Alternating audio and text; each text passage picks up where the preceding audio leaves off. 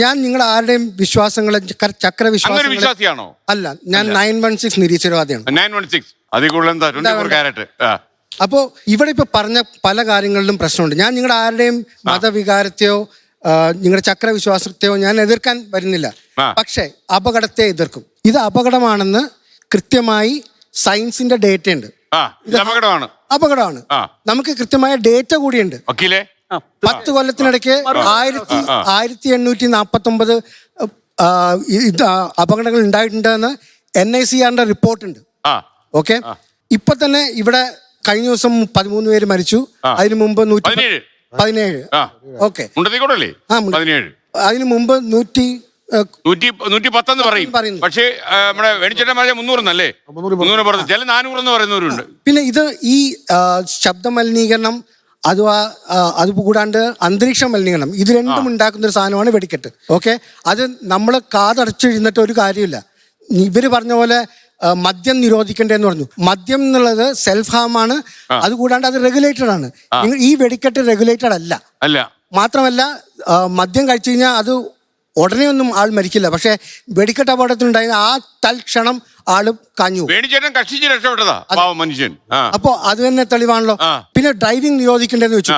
ഡ്രൈവിംഗിന് ഒരു ഇന്റൻഷൻ ഉണ്ട്, ഒരു പേർപ്പസ് ഉണ്ട്. ഓക്കെ, നമുക്കൊരു സ്ഥലത്തേക്ക് പോകണമെന്നുണ്ടെങ്കിൽ, ഒരു ആശുപത്രിയിൽ പോകണമെന്നുണ്ടെങ്കിൽ, ജോലിക്ക് പോകണമെന്നുണ്ടെങ്കിൽ, അല്ലെങ്കിൽ എന്തെങ്കിലും വാങ്ങിക്കണം പോകണമെന്നുണ്ടെങ്കിൽ ഡ്രൈവിംഗ് വേണം. ഡ്രൈവിംഗ് ഇല്ലാണ്ടാക്കി കഴിഞ്ഞാൽ ഈ സൊസൈറ്റി അപ്പൊ തന്നെ കൊളാപ്സ് ആവും. വെടിക്കെട്ട് നിരോധിച്ചു കഴിഞ്ഞാൽ എന്ത് കൊളാപ്സ് ആവും? ഒന്നും കൊളാപ്സ് ആവില്ല. ഇവരെ വിശ്വാസം കൊളാപ്സ്. ആചാരത്തിന്റെ ഒരു പകിട്ട് പോവൂ. എന്തിന് ആചാരത്തില്ല?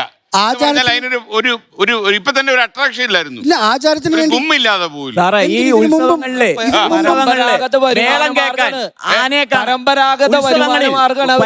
പരമ്പരാഗതമായിട്ട് പരമ്പരാഗതമായ അവരെ വരുമാന മാർഗാണ്.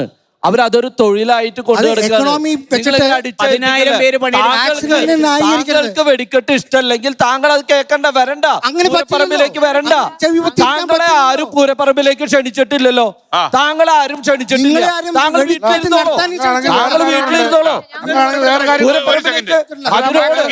ഈ പൂരവും വെടിക്കെട്ടും ആനയും മേളവും പഞ്ചവാദിയും ഇഷ്ടപ്പെടുന്നവരാണ് അവിടെ വരുന്നത്.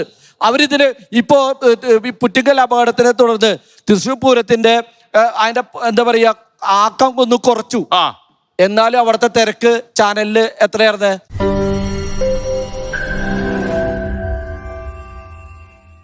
ലോകത്തെവിടെയായാലും ഏത് സമയത്തും 24 വാർത്തകളും ഓഗ്മെന്റഡ് റിയാലിറ്റി പാക്കേജുകളും എക്സ്പ്ലെയിനറുകളും വിശദമായി കാണാൻ ഞങ്ങളുടെ യൂട്യൂബ് ചാനൽ നിങ്ങൾക്ക് സബ്സ്ക്രൈബ് ചെയ്യാം.